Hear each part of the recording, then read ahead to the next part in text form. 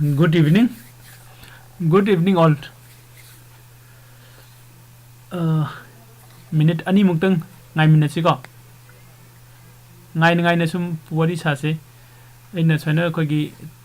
technical analysis tawu matam da basic ki ko. Basic ki technical analysis ko na start to ge haira gadi ko na trading view haina ko gi starting ko starting software haita. Starting software hai su yare. Hai ba trading view che ko na kamai si na tu no hai si video series ama khak semning bani ko sum live ta to sigi video se koi yengminara ga jingminara ba matung ko adu ko horen 8:30 dai dagi koi hayengi market kamaina to dino ko kamba haiti condition damagi resistance la de lege adu ko support na kadai de lei khole haiba discussion na muk sigi koi live streaming youtube ki live streaming si loisilaba matung da ko google meet ta mo khoi myam punna mo ko mo unase अदुखना trading view की tutorial का इन main ओइना YouTube की कनो the live त lysis करी किनो हाइरे गदी कोना गूगल मीट त तौरगा वरी सागी बदुदी रिकॉर्डिंग ले होदा बदु ना अमुक हंजिन हंजिन जेंगनिंग गसु कना गुमम ना मु जेंगनिंग गसु फंगदबा म्याम म यावै नत्रा अदुगे आइना लाइव त सोइना यूट्यूब द स्ट्रीमिंग तौथोगा लागदी हाइरिबे वीडियो से ऑटोमेटिकली यूट्यूब त ले होवे का अदु हयें अखोना मु हल जेंगे सु कनागुम खंगदबा मीना रिपीट तौरगा जेंगे सु नत्रा सुमाइना इन यूट्यूब ते लाइव ते लाकपने अदुई मतुंग दे यूट्यूब की लाइव की से लोइरबा मतुंग दा अखोना मु जेंगबा जाई से कइनो हायगदि यूट्यूब लाइव से की मतुंग दा अखोना ngसागी कनो से ngasi यूट्यूब लाइव से लोइर मतुंग दा को कोई डिस्कशन नमु से तौमिना से होरेन पुंग 9 गा मखाई का PM 8:30 PM da koi discussion to mina si discussion gi matang sida su trading view ko na kamai si nadun wa highway question answer dum to boyai adu ka atopa mana hayengi market ki analysis su ka technical analysis with price action ka adu su koi dum pung nipan makhai da continue dum to si ka okay le ni sila ise trading view ni ko mya trading view se koi just agi kano se changaga google.com ka google.com से संग भी रहेगा सीधा trading view है ना search तो उसमें आगे निकाल ट्रेडिंग व्यू सर्च तो ट्रेडिंग व्यू सीधा फंगेगा ट्रेडिंग व्यू डायरेक्ट एक क्लिक तो व्यू tradingview.com है बने को सीधा in.tradingbit.com है इसने इन से ना मागी मेन डोमेन नेम दे tradingview.com से ने ममांग इन हब इसने कोई इंडिया की ओई बेगिनी का ओके सना कोन हारि बसी की ट्रेडिंग व्यू लई से जेसिक लई से कोन ट्रेडिंग व्यू की होम पेज सिदा को की को BTC को USD की अपडेट पीरी निफ्टी की अपडेट पीरी बैंक निफ्टी की अपडेट पीरी को अदुगा सिदा चार्ट हैन में जावली चार्ट सिदा कोई टेक्निकल एनालिसिस के चार्ट तो यानी को स्क्रीनर लईदी को कमाइना कोन स्क्रीन कन तो स्कैन तो को अदुगा मार्केट लईदी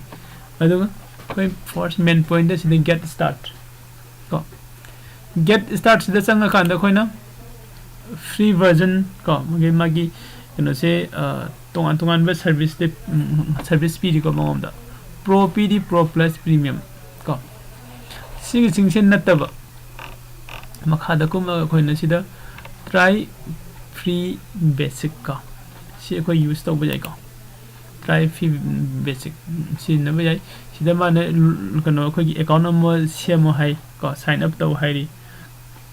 अकाउंट से सेम गई आई एनालिसिस तो बजाय अकाउंट सेम दन एनालिसिस तो बस जाय को तो फर्स्ट तो अकाउंट सेम दन आई एनालिसिस का माइने तो बया बनो है सु जिंग मिने से को अकाउंट से सेम दन आई एनालिसिस तो गे है गदि आई सीधा चार्ट से संग बियो कोन चार्ट से संगगा आई सीधा लाइव कनो से सीधा एनालिसिस तो बयानी एनी कंपनी होजी एसिदा ओपन तौर से बाय डिफॉल्ट निफ्टी लाएगा निफ्टी से नतब अतोप सोमने एनी कंपनी से सपोज टाटा पावर है टाटा पावर को लिमिटेड का से थोड़े टाटा पावर से सिलेक्ट तौर नत्रा टाटा पावर से कनो तो बयाई का मान सिदा प्रेस होल्ड कंट्रोल जूम तो बगी कनो नि का खिलाय द मर से unlock the full power of the trading view का 30 days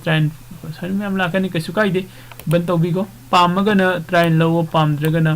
कनो तौको अदुगा सोमदा सिदा खोना थोरैसिना टूल बॉक्स ने को टूल बॉक्स सिदगी खोना सिदा से आइगी ट्रेन लाइन येंगबो खोनिंगबो मैम अम फंगनी अदे आई ड्राइंग तौने कान आइगी ब्रश की को टाइप मैम अम सोना ट्रायंगल की सिजी फंगनी को मखन मखन सि कोई टूल कनो सिदगी मैम अम फंगनी को तोपम न सोमना कंदे लैसे खोना watch list है खंगनै को watch list से मखन मखन की watch list मैम अम आई सेम ग थंब जाय create new list को आई watch list मैम अम सिदा सेम ग हारिबो watch list है कइन watch list से कोन Zerodha account सु आई watch list 1 2 3 4 5 6 7 हानदे 5 तंग ले म्यूजिक ती 7 जौरे नटा watch list 7 सिदा करम करम watch list इन तोंगन तोंगन स्टॉक से ऐड तौरगा थंबदौन सिदा सु कोन ट्रेडिंग व्यू से सिगी watch list से सिदा सु कोन आई अनोबो watch list अम सेम ग आई स्टॉक मैम अम ऐड तौसलगा थंब जाय को एग्जांपल होइना आईटी की ग्रुप को बैंक की ग्रुप नत्रा बैंकिंग सेक्टर की ऑटोमोबाइल सेक्टर की नत्रा सोइन तौरगा मखन मखन की अइना तोंगा तोंगान ब कनो से सिदा ऐड तौसलगा थंब जाय को ओके अदु नतबा आई watch list हजिक लेजरी से सिदा इन कंपनी में ऐड तौगे हाइरगदी सिदा लेइबा प्लस से प्लस सिदा इसंगगा इन अपाम कंपनी दो सिदा सर्च तौबियो सपोज इन एसबीआई हाइरे को एसबीआई है कान थोरे state bank of India state bank of India से प्लस सिदा आई watch list सिदा हबसिंगे हाइरगदी सिगी प्लस सिदा नमगनी को सिदा इन नंबर यंगसे करी थोरा के यंगसे को थोड़ा कांद लॉगिन तौ नत्रगा रजिस्टर तौ हारियो को नंगी डोंट हैव एन अकाउंट ओरगा नंगी साइन अप तौ हाइरो हाइरे नत्रगा हानन लेरगा साइन इन तौ हाइरियो करिगिनो आइना सिदा watch list सेमगे हाइरियो आइना watch list अम सेमगे हाइरगदी आइगी अकाउंट की मन सेम जगदम निनत्रा मयाम पुलक की सेम गदब नथि को अदुन आई watch list सेमगे हाइबगी watch list की फैसिलिटी से लोगे हाइरगदी आई अकाउंट से क्रिएट तौब दका होय मीन साइन अप तौब दका होय को अदो सिदा watch list से शो तौरगा लै आई स्क्रीन से यामना पिके नत्रा आई सिगी स्क्रीन से चौहनगे हाइरगदी watch list से मिनिमाइज तौगे हाइरगदी watch list की कनोनि सिदा से को मागी आइकन watch list की आइकन से सीधे क्लिक तौबियो बाय डिफॉल्ट मा से हाइड तौगरनी इन पाम मतुंगदा मु सीधा मु क्लिक तौबियो नत्रा ओपन तौरा सुमाइना कोन watch list से सिनबा यानी को ओके अदो सिचे watch list सीधा कंपनी ऐड तौ पामे अदु दे कैदौनी नत्रा अदैदी सिगी टाटा पावर को टाटा पावर की हुजैन ओपन तौ इसना मखा दे ई हाइबम से ई को डी हाइबम से ई नत्रा सिसिंग कई कईनो इवेंट गुंबा अदुगा मागी कनो पीगिबा खोगी डिविडेंड गुंबा पीगिबा अदु सिंगदुनी को मासे सिगी डेट सिदा इवेंट लई सिगी सिदा डिविडेंड पी रेगा हाइबा सिने होजी इवेंट नंबर लागतुरे टाटा पावर की को 3 फरवरी दा मागी टाटा पावर की इवेंट नंबर लागतुरी सुंबा हाइरिबे इवेंट से करिनो हाइबा को अदु अर्निंग एंड रिव्यू कनो दे रेवेन्यू हाइरेगा मागी कनो दे लाखोरम अदु सुमाइना सिसिंग से खोने लौथोके हाइगा सुनंग सेटिंग दे संगगा साइगे सिगी इवेंट से संगा कांदाइदी सिसिंग के लौथोकी बाय को नंग पाम बसिंग से को सिसिंग के लौथोकी बे मतम दसु सि मांगजे गिनी मसाना को अदु फर्स्ट एंगम द दका होइसे कइनो आइसे रजिस्टर तोबदा हन दका होय हाइदि मींस साइन अप तोबो ओके अदु साइन अप तौरछि तो आई साइन अप तौबसे ngसागी सिदा इ संगा प्लस ता तौरसु नत्रगा आई फर्स्ट होम पेज तो लागा साइन अप तौबसे आगो आई स्टे गेट स्टार्ट लाय खलसे ओके गेट स्टार्ट लाय सिगी प्रो वर्जन सिंग आई हुजि पामते कइगिनो प्रो वर्जन सिंग पेमेंट तौगे दौरी थाम की पर मंथ की आई पेमेंट तौदुरी आई दिस कनो हुजि हुजि सि थोइदोंन पामते जस्ट सिगी बेसिक से कतंग द अखोय दम फजना एनालिसिस तौबो जाय फजना दम सिनबा जाय आगी अपाम पाम इंडिकेटर मैम अमा आगी अपाम टूल्स मैम अमा बेसिक तो मैम अमा फंगे को प्रो वर्जन द हपसिलकप सिंगदुना हयेंग मतम दुगी आई लौबो जाय को अदना सिदै ट्राई फ्री बेसिक सिदा संगसिल कांद मानारे ऑलरेडी हैव एन अकाउंट ओरगदि साइन इन तौरो हारे लैत्रगना साइन अप तौ हारे साइन अप तौबो मतम दसु नंगी जीमेल अकाउंट लेदी गूगल अकाउंट लेदी दुदगी साइन अप तौबो जाय को अदुगा फेसबुक अकाउंट सिजिनरगा साइन अप तौबो जाय ट्विटर की अकाउंट याहू की अकाउंट एप्पल की अकाउंट अदुगा लिंक्डइन की अकाउंट सिजनरगा साइन अप तब जाए है याम समन को शॉर्टकट और नत्रगना सिदा ईमेल हापिरो है ईमेल हापगा नंगे साइन अप की प्रोसेस तो स्टार्ट तब जागने है को ओके अदो आई ऑलरेडी अकाउंट सु लेरे नत्रगा इसे गूगल के लोइन ने चके खलसे गूगल के लोइन ने चल का सिदा लाए को एड फ्री बेसिक दिस माना पी इसे लोइन को सी मैम से लोइन आई गूगल दसन का हजिक सिदा जीमेल द लॉगिन तौरगा लेबनीना आई डायरेक्ट अकाउंट चंगरी यानी को डायरेक्ट अकाउंट चंगरे दुगा सिदा बी कनो सिदा बी सिदा आई कनो थोरे बीरचंद्र को आई प्रोफाइल सेटिंग को प्रोफाइल सेटिंग सिदा आइना आई प्रोफाइल ने कगे चेंज तौनिंग बखरबा पुल अप सिदा चेंज तौबा यानी को ओके अदर देन अतोप सिदागी नंग अपाम बा नंग लॉग आउट तौनिंगे नत्रगा डार्क कलर थीम ओइनिंगे और ओइनिंग दे नत्रा लैंग्वेज तो करी वहंगी हाबने इंग्लिश बाय डिफॉल्ट इंग्लिश लाए नत्रा अतोप लैंग्वेज में आमा सिदा पीरी सिगी हाइबल लैंग्वेज सिंगसे सिदागी अखोइन अपाम लैंग्वेज सिलेक्ट तौरसे को करेंसी द रिफर फ्रेंड को अकाउंट एंड बिलिंग से को अकाउंट एंड बिलिंग लाइसेंस कगिनो मसागे इन सर्विस एगी सर्विस तो ट्रेडिंग व्यू की सर्विस इन लो इदो प्रो वर्जन दा हाइदी पेड सर्विस ते लौरगदी से लाकनी को आई दी हजिक फ्री वर्जन ने अदन थोइदोंना कनो से ओइदरे को ओके सिबाव से अखोइ से लाए लाकान आईदी अइना ट्रेडिंग व्यू सिजिनगे हाइसे करिगनो आई सिगी चार्ट एनालिसिस की नि टेक्निकल एनालिसिस तौबगी नत्रा अदे टेक्निकल एनालिसिस तौगे हाइबगी ओइरगदी आई जिसिदा चार्ट संगसे यानी को म्या चार्ट संगे मतुंगदा निफ्टी 50 ni निफ्टी 50 से बाय डिफॉल्ट ओपन तौरेगा ओके निफ्टी 50 ओके सिसे अखोय हाना अइना हाना एनालिसिस के सुम तौरमबगी ओरंगनी को ए क्लीन तौथोके फास्ट ओके से निफ्टी के चार्ट ने हां निफ्टी के चार्ट ने दो ngसागी अखोयना अतोप माइगी वॉच लिस्ट सिदा लेरे को वॉच लिस्ट कंपनी लिस्ट हैने लेरे मिस को ई वॉच लिस्ट अम्मा आइने सेम थंगिबनी कंपनी लिस्ट हैने को हाई लेवल कंपनी लिस्ट से सिगी मनुंग सिदा आई कंपनी म्याम अमा इन अपाम कंपनी म्याम हापसिलगा थमे को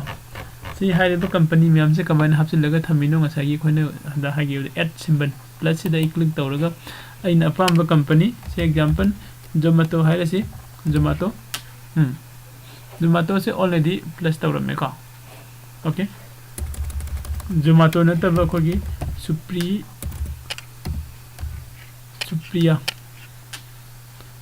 सुप्रिया लाइफ साइंस से प्लस तौगे खलसी एना से प्लस त नम गिबे मतमदा सुप्रिया लाइफ साइंस जे कलाइ संगरे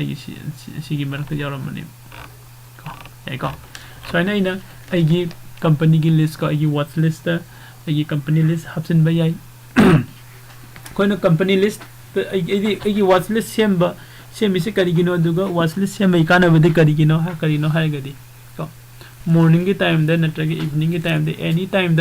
मसी की मार्केट की चेंज आई चेक तो वय सिदगी हाइदि मार्केट से top gainer and the top loser का टॉप गेनर सिदई चेंज आनी इदिसे सिदा शॉर्ट तो वय क्लिक तौरगा सिदा यंग माइनस न मथक थंगै सिंसे लोइना टॉप लूजर ngakani सिदा क्लिक तौबियो प्लस न थंगै से टॉप गेनर ngakani का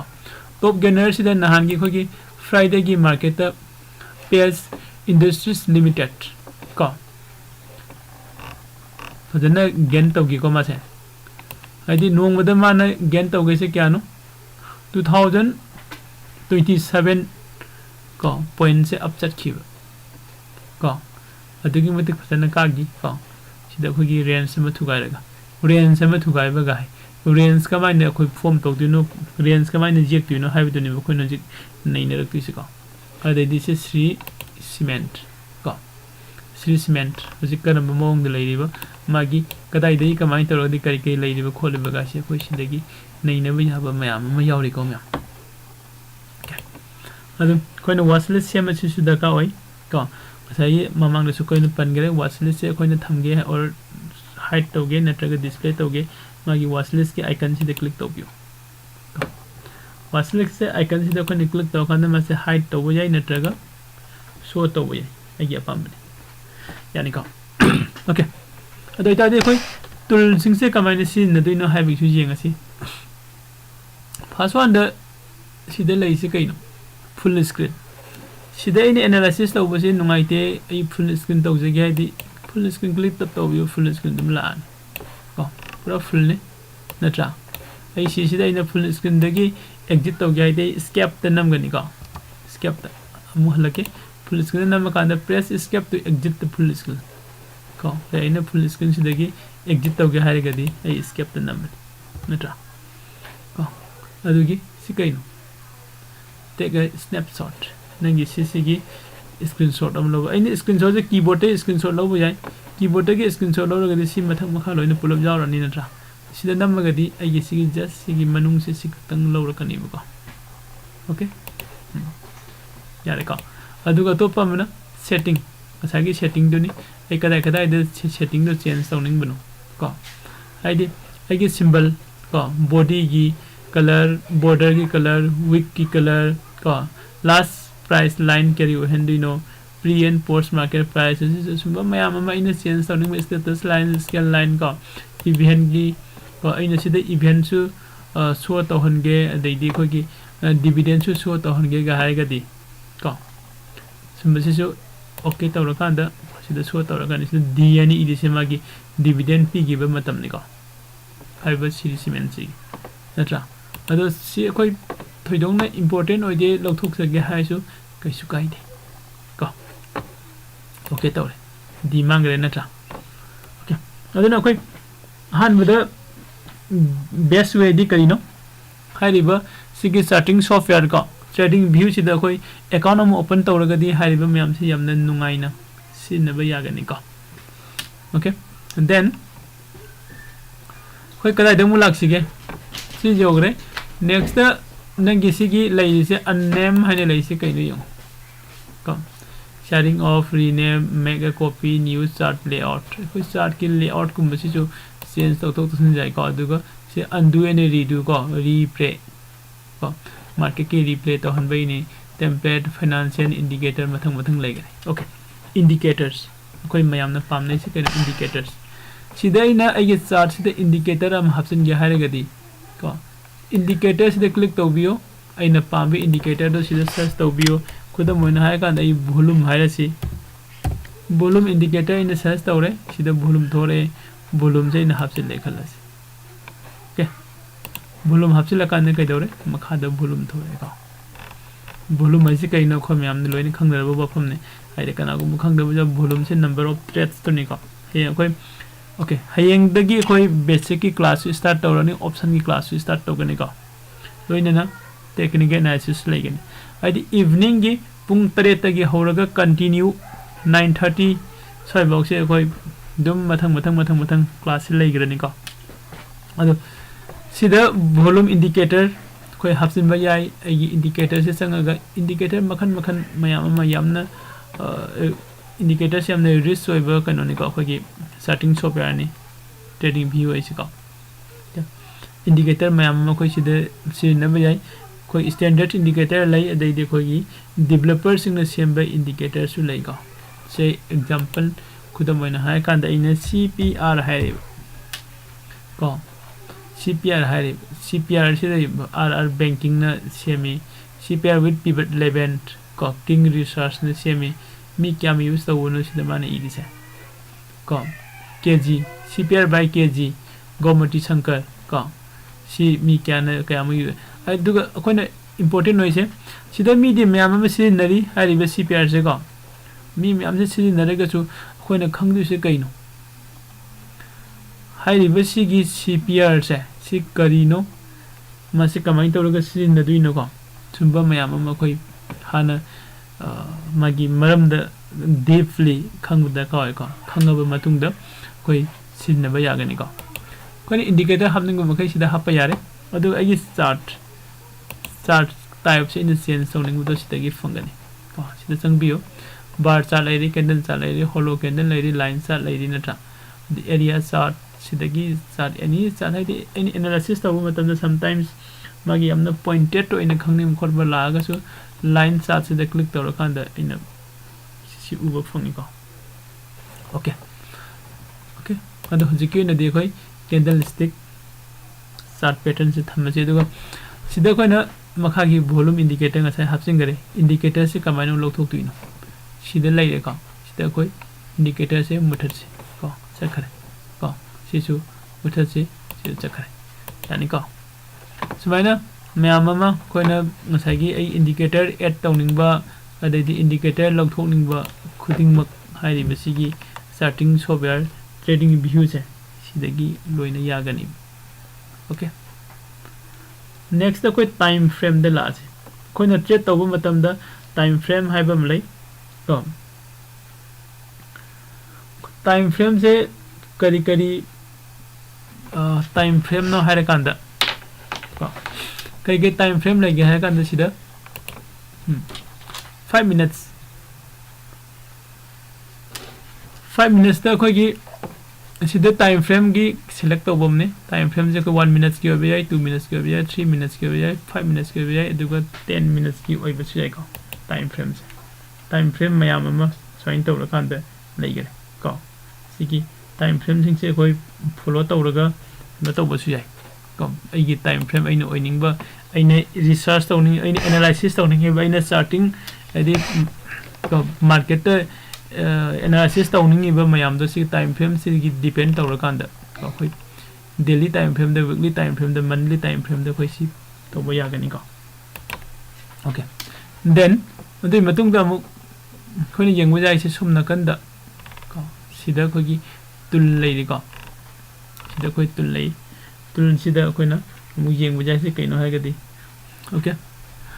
खोई नसीगी अटेंड तौरीबा मरक से कमेंट लाई से को यारगदी हिंदी नतगी इंग्लिश तसु कनो से हाइनबसु हाइरी को इंग्लिश वर्जन और हिंदी वर्जन में मैं बाद में बना दूंगा ओके आज के लिए सिर्फ मणिपुरी लैंग्वेज में मैं बता दूंगा ओके आई मणिपुरी दम कंटिन्यू तौजरगे ngasi देखो सोना कोना सोम नकन खोगी टूल बॉक्स लेरे टूल बॉक्स सिदा एरो को एरो लेबा जगह सिदा कोई चंगे खलसी एरो सिदा एरो लई अदुगा क्रॉस से कोई करम मतम सी नन है कांदा सपोज सिगी कैंडल सिगी मागी डिटेल आई जिंगनिंगे को कैंडल मपास दे पुसिलगा येंगबा याई मागी हाई एंड लो को ओपन ने क्या तौगिबा अदुगा क्लोजिंग ने क्या पीगिबा सुबह मैम अमा कोई येंगबा याबगी खुदोंग चाबसु दुम फंगी को सिदा ओके अदुगा अतोपा को एरो सिना कोइना थांदोक थांगिन दे नुंगाई बसि याम हेले को अप एंड डाउन इन चिंगनिंग मवोंग को अप द चिंगे सु डाउन द चिंगे सु नत्रा सोने लेरे अदुगा अतोपा हमदना सगी डॉट का सोना डॉट से कोना अदम सिनबा याय को सिदैना नम खाना सोना डॉटेड मैम अमसु लाई को सी करीनो सी माई डॉट सिना करी फुंगफुंगनिंग को सुंबा मैम अमा अदु आई सिदा थममगे ngसागी एरो लाइन सिदा को ओके नेक्स्ट की लाइन से जेंगसी सिदा लाई से कइनो ट्रेन लाइन ने ओके ट्रेन लाइन सिदा मु लाई सिदा को ट्रेन लाइन आई ड्रॉ तौबगी को ट्रेन लाइन से एरो न ड्रॉ तब एग्जांपल फर्स्ट कोई ट्रेन लाइन से एते लोअर से हाना को सिदा इन सपोज आइगी ट्रेन लाइन अमा इन ड्रॉ तौनिंगे खलसी को सुमाइन नत्रगा साइन को कदाई दे कमाइन ड्रॉ तौरखिबनो को जेंगमिन सिको म्या होजे लैसे श्री सीमेंट को श्री सीमेंट की सिदा सपोज आई सिदा ट्रेन अमा ड्रॉ तौनिंगे को सिन लौरे खलसी ट्रेन लाइन सिन इन कदाई दगी सिदगी ना सोइन ड्रॉ तौरे खलसी सिदा को अनि को म्या अदुगा नेक्स्ट अमु सिदगी ना सोइन मु लौरे खलसी ओके सोना कोई ड्रॉ तौनिंग को एनी ट्रेन लाइन अमा ड्रॉ तौनिंग मतमदा हाइरिबा सिदा लेरिबा लाइन सिंग से सिनरगा कोइना ट्रेन लाइन से ड्रॉ तौबा यानी को ट्रेन लाइन सिदा मागी एरो लाइन सु लेरी अदैदी रे हाइबा लेरी इन्फो एक्सटेंडेड लाइन को trend angle have lady go horizontal line si jeng si horizontal line se in lower kanda kai do kanda sidai click to matam da horizontal line am by default draw to je gani ko repeat to kem kam yam clean to thok ne ko aina sidai na si box horizontal line am draw to ni ko sai atop sidai gi trend line sing si na sai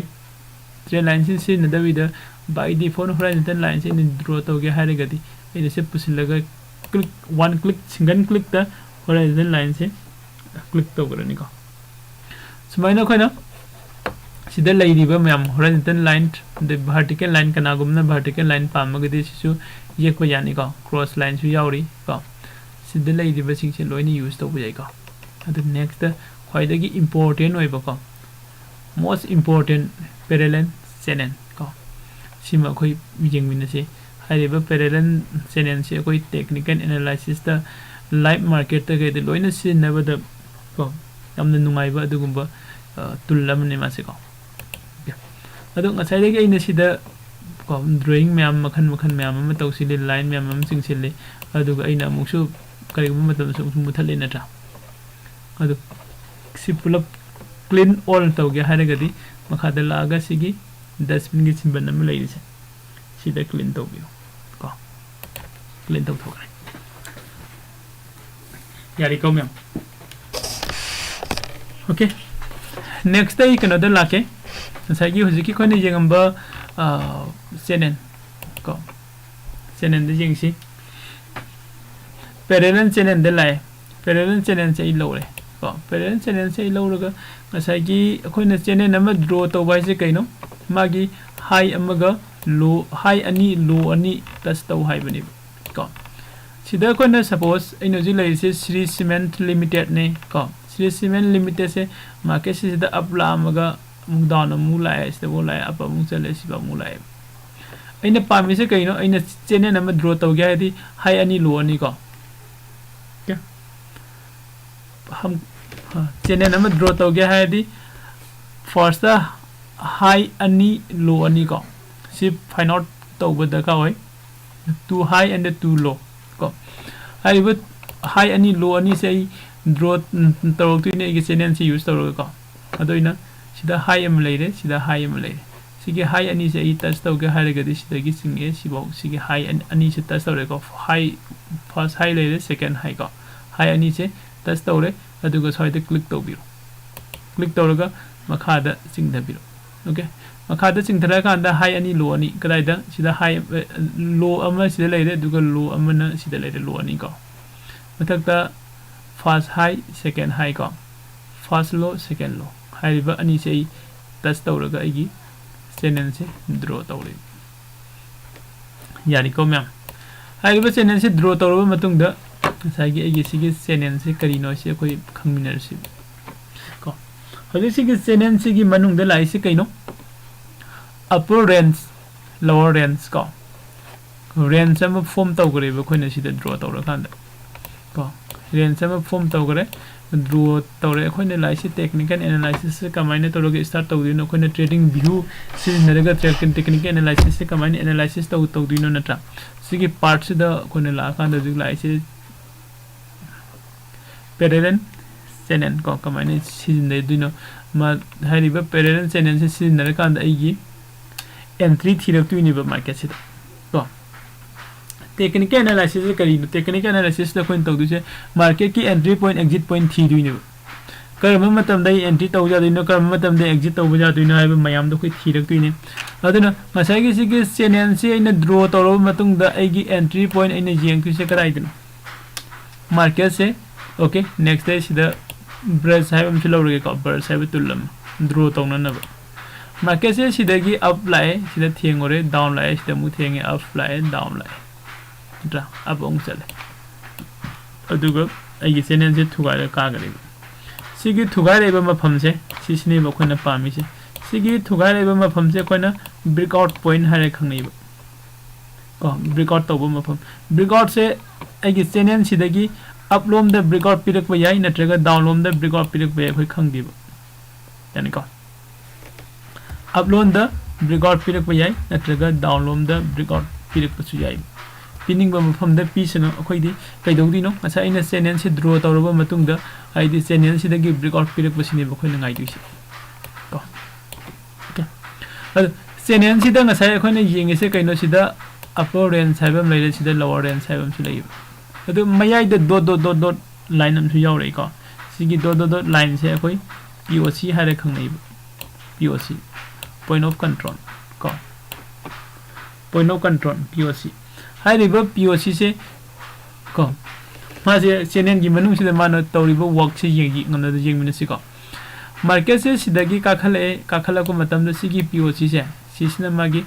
first target oidini second target upper range no orani hydra ko matam da su first target sida orani second target lower range to oidini haigale swaida sum ngahangak pan madong tawdra se khoi first target ni sidagi mu thugara ka graga di second target si yoru duni ko smaina sidong kume sigi range ni ko sida su si kakhal loraga swaida palai se si POC gi line ni ko POC se kaino POC na hai se point of control na hai se kaino trade khwaida gi tawu mafam hai bani ko sigi mafam sidagi ma se mathak da kaha kha di upper range da khoi gi target oidini makham kum daraga na lower range da khoi gi target oidini ko sima lai okay dai atopa mana asagi sida lai se ai gi entry aina kai gumba khoi gi sida parallel channel se draw tawraga ai gi entry se kadai di jeng dinu haiga dinga sagi khoina kano da haigre market sigi magi laiba movement du gi matungina khoi gi entry se jeng tu ni natra entry se jeng tu ni akhoi ni entry jeng ba se kadai dinu asagi aina yi iba range ai sidi parallel channel se sinaraga aina yi ga thamiba drawing tawraga thamiba ai sida lairiba range se sidagi mathaklom da natraga makharom da thugairaga kumaku natra kairakuduni khoi ngai disi ko okay makharom da mathaklom do ina thugairaga ka gareba mathaklom da thugairaga ka grai se khoi kadai da confirm tawdino kadai da confirm tawdino kamaina confirm tawdino hairaga di ko sida jengmina se sigi candle sina mathakta ka khalaga masagi sigi upper range ka mathak ki border se khosi ko ne resistance se hair si resistance se mana thugara ga mathak da ka khalure hair ba candle simak ko gi seller sing indra aga side closing piri ko hair ba sigi mafam se sida ko ne low du se market se sida break out period and low ni ko break out period and low ni ba si mafam si yani ko sigi mafam sida ko na market se breakout period ne logani aduga next khona mu jeng khoi entry mu jeng du sina kadai dano breakout period ba candle se sigi breakout period ba candle se sigi ko high sidagi hengala kan dai entry logani breakout period ba candle sigi high sigi hengala kan dai entry logani aduga aigi exit kadai da tawdino ko aigi exit kadai da tawdino haigadi risk reward ratio gi matungina risk reward ratio kari no heba mayam na khangbi draga so ko gi video channel sida changbi raga risk reward ratio gi video jawri bane jing view ko dugu matung na so risk reward ratio gi class sum lakhini ko dungai raga su risk reward ratio gi matungina aigi stop loss kadai da thamduino aduga aigi ko reward kadai de low dino haidi profit kadai de low dino haiba adugu makram su leidi ko lain tawraga khoina sigi channel se sinabagi oinadi khoina hojik jeng du se ko just channel sidagi break out pirak mathakta natraga makhada adai matam da khoi entry logani ko yani ko ma'am okay sigi manung sida mu aina mu haining ba masu leidi nasai na sigi channel sigi up and down se sida up sida down up down hena draw tawbagi mahutta hena masana na jamna systematic oina ina draw tawge hairagadi ai karamba tulsi na ba yage hai to si karamba tulsi na ba yage hai kan sida koi changsil la kan dana kana mu yawre ko sigi drawing sida lakpiro aduga sida part haibam yawre se ko brush lai be se sang biraka part se lo bio part se lo ra kan da koi sida han ba point aina draw tawba hauningi ba mafam da click tawbiro ko chingkhat piro aduga aina muk point am lobom de click ong to biro adu makharam da chingdare aina ko sida click am muk tore mathak lom no ka khale sida click am muk tore makharam da kum dare sida click am muk tore mathak ta ka khale sida click am muk tore sida gi di ai loisin gera natraga na kharaga singkhalam gera ya pamne ko aina loisin lagi haire ga di sigi mafam da nang loisin gi mafam da click hanjin laga to biro mo ko aduga nangi drawing do loisin gera ni hai ko साइने सिदा brush से लगा साइने draw तो वो बुद्धि सीनी है ना मसाला लेना था येंग बदे फजे हल्ले कोई ना यामना neat and clean से जो important है ना था येंग बदे नुमा है ना को साइने कोई ना सीनी नंबर याई सिदा tools में आम में यावरी को मखन मथेन में आम eclipse की टाइप से जे करे दंगना को triangle की जे करा just highlight तो गया है ब्रा को सिदा इन highlight तो वो याई को highlight तो इन any ऐसी की highlight की color को चेंज तो बसु यागनी सोना मयाम म कनो से लैगरे को ओके अदुगा ngसागी सिसिदा कोना ट्रायंगल हाइबम सु यावरी को ट्रायंगल से कदाइ द कमाइन तोरगा ड्रॉ तोबनी यंगसे आई फर्स्ट सिदा कोना हाना ड्राइंग तोगिबो मयाम से क्लीन तोग थोसी को लोइना पुलअप क्लीन तोग थवे अदुगा योजि ट्रायंगल येकबा याबा मफम हबे ठीके को अदुगा ट्रायंगल ड्रॉ तोगसि को ओके ओके सिदा सुम तौरगा जेंगसी अन्ना फजबा ट्रायंगल दी ओइदे ओके ट्रायंगल फजबा मई कनो थीरके को सिदा तता पावर हजि मासे ब्रेकआउट पीरगा एंट्री तवो यारगा लेबने कनागुम तता पावर द इन्वेस्ट तौनिंग मी को 1 मंथ की 1.5 मंथ्स की को होई हजि से तता पावर से लेरगा इन्वेस्ट तवो याबा मतम नि को हजि से मथक लोम दा हाइगलक तु वे ngaइरगा लेरबने करी निमिता हाइगलक किनो दि खंगदे हयें हाइगलक पुसु जाय नत्रा स्माइना सी तता पावर्स किनि को तता पावर्स ने लामी से कइनो अप ट्रेंड लाम बने हान अप ट्रेंड लामगा सिदा मासे मार्केट से यदि काबसुंगम दब कुंबसुंगम दब मफम अमदा को मागी कोगी बेस अम फॉर्म तौर कांदे लेगरे हाइरिबसिगी लेरिबा मफम से सिसे कोना पे जेंगबदा ट्रायंगल की फॉर्म तादबो मालेसते ट्रायंगल अम ड्रॉ तौगे हाइरगदी कोना ड्रॉ तौबो याबसे वे एनी द ड्रॉ तौबो याई सिदगी आइना एरो लाइन से लौरगा साइना ड्रॉ तौरगा तौबसु याई को नत्रा साइना आइना चिंगनिंग मफम द लौरगा साइना ड्रॉ तौरगा थमस सिदे ट्रायंगल नि कनाम त नते हाइरोय को अदुग अतोपा मदना यामना मौंग ताना को बाय डिफॉल्ट को मसाना दुम ड्रॉ ऑटो ड्रॉ तो हंसे हाइरगदी सिदा ngसागी खोना ब्रश लेबे जगह तो संगबिरगा सिगी ट्रायंगल से लोबियो ट्रायंगल से लौरगा आइना ड्रॉ तौनिंगबा ट्रायंगल ख्वाइदगी हाई पॉइंट दो अदुदा क्लिक तौबिरो नत्रा मखादा सिंगधरासी मखादा इकदाइ बौ लौसिगे सोय बौ लौरे खलसी को सिबौ लौरे खलसी दुगो चिंगथोपिरो सि चिंगथरबो मतमदा आइना टच तौदुसे कइनो सिदा हाई अम टच तौरे सेकेंड हाई टच तौरनी को सेकेंड हाई तो गना टच तौरनी सेकेंड हाई असि टच तौबगा लोइने नै सुमाइना ड्रॉ तौरगा थंबा यारे बाई ट्रायंगल से ओके सिदा कोन हजिक को ट्रेडिंग व्यू सिनबगी गाइड खतन नतना असि कसी जेंगमिना कांदा कोइन सिदा उगो फंगी से मयाम जेंगसे फुल स्क्रीन लानगे को फुल स्क्रीन लानगे हाइरिबसी की स्क्रीन सिदा को हजिक कोइन उगो फंगी से कइनो तता पावर से अप ट्रेंड लाकपनी को अप ट्रेंड लाकपनी तता पावर से दुगो सिदा फ्लैग की टाइप द ट्रायंगल अमा फॉर्म तौरे आई को मैं दसी फॉर्म से लेबनीना हजिक लेरिबा मोंग सिदा मार्केट से मा कोइन सिदा एंट्री चंग ngaइ से कइनो सिगी ट्रायंगल सिदगी मपान द थोरप ngaइरमबनी को ट्रायंगल सिदगी मपान द थोरप ngaइबनी अदो कोइन ट्रायंगल सिदगी मपान द थोरप ngaइबसे हजिक से मासे ट्रायंगल की सिगी मागी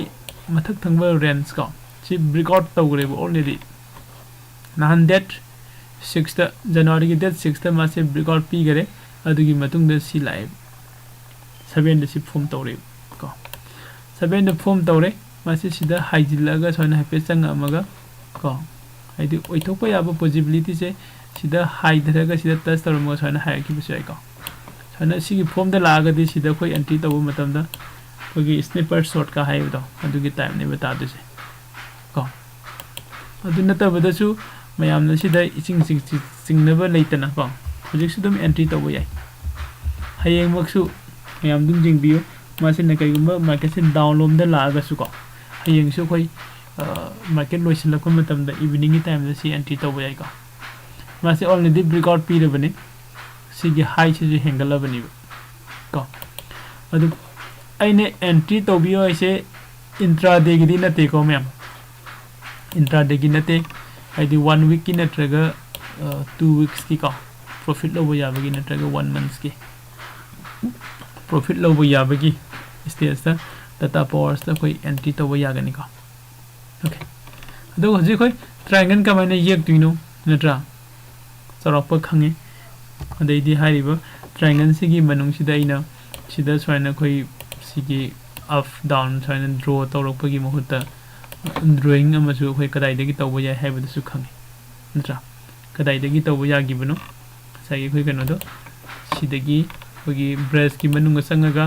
पार्ट से लौरगा आइगी पार्ट तो आई ड्रॉ तौबो याय को नत्रा सिनी बो हजे हजिक लेइसे को सिबाव से लेदे मैम अदो मखा ताबा तुल मयाम अमसु कोई सिदे लेइदि को तुल मयाम अमा सिदा हजिक खोइन सिदे पैरेलल की यूज तौरे सिना तब तुल मयाम अमसु सिदा यावरी को इनसाइड फ्लिप चैनल गा हाइबा को सुब तुल मखन मखन मयाम अमा दैदि कोई सिदा सिना कोई टेक्स किनी नत्रा अदि सिदा से कोई संग कांद मागी पैटर्न की 1 2 3 पैटर्न को दैदि 3 ड्राइव पैटर्न गाइना पैटर्न मयाम अमा सिदगी ड्रॉ तौबो यारी को अदैदि कोई से प्राइस की रेंज डेट की रेंज दा लॉन्ग पोजीशन शॉर्ट पोजीशन गाइना ड्रॉ तौबो याबा मयाम अमसु यावरी को सिगी मयाम से कमाई कमाइना कोइना ट्रेडिंग व्यू दगी कोइना कमाइना यूज तौदिनो हाइदो आई 1 by 1 सुम मथंग मथंग को कोइना सी सीरीज से सुम सेमजेरके को अदो हजिक से मयाम ngasi gidi swaide loisilage aduga YouTube की सिनतब लिंक से नतब अतोप गूगल मीट की लिंक आई WhatsApp ग्रुप ता अदुगा खोगी कनोदा टेलीग्राम चैनल दा शेयर तौजरके अदुदा जॉइन तौबिरो दु हयेंगी मार्केट की अदुगा टेक्निकल एनालिसिस कमाई तौबन खुना दुगी अखोय मैम पुना डिस्कशन तौमिनस thank you so much for watching this video